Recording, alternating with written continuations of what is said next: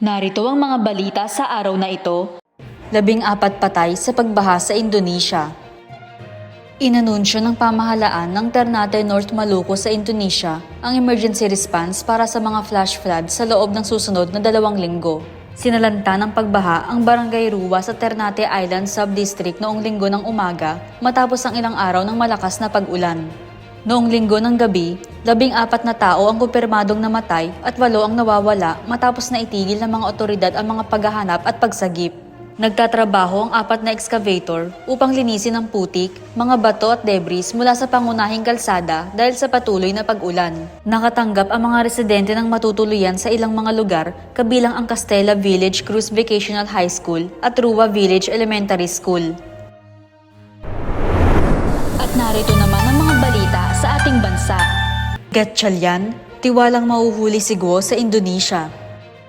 Ipinahayag ni Senator Sherwin Gatchalian nitong Lunes ang kanyang kumpiyansa na maaaresto si Alice Guo sa Indonesia.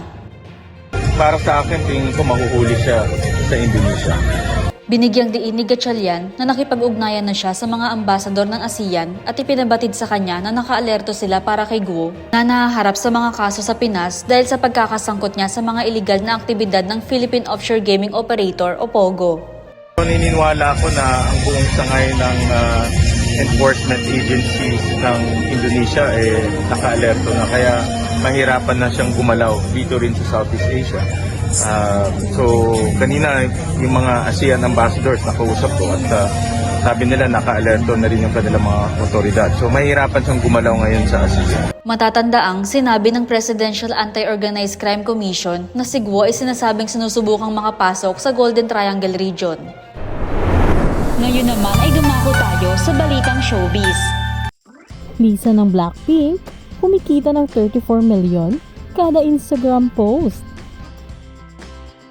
Kumikita ang Blackpink member na si Lisa ng tinatayang $623,000 na katumbas ng 34 na milyong piso sa bawat post sa kanyang Instagram channel ayon sa 2024 Instagram Rich List ng Hopper HQ, isang British social media marketing platform.